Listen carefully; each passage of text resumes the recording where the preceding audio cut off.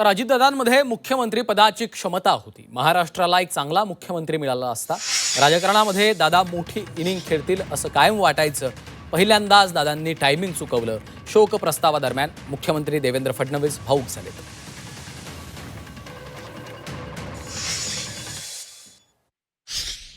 खरं तर दादा 6 वेळा उपमुख्यमंत्री झाले. सर्वाधिक वेळा उपमुख्यमंत्री होण्याचा मान त्यांना मिळाला.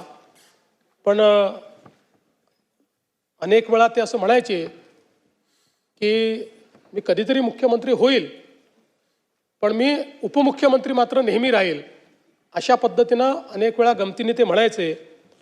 आज मी असं म्हणू शकतो, Ajitdada Pawar was the best chief minister Maharashtra never had.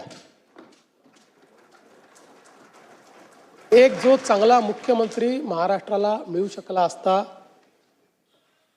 तो अजितदादांच्या रूपानं आता आपल्यामध्ये नाही.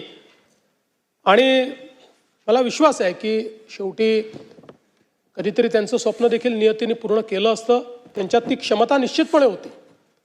शेवटी राजकारणामध्ये वेगवेगळ्या प्रकारचे गणित असतात, पण क्षमतेचा जर विचार केला तर मुख्यमंत्री पदाकरता पूर्णपणे क्षमता असलेलं नेतृत्व अजितदादांचं होतं. दुर्दैवाने दादांना मुख्यमंत्री होता आलं नाही.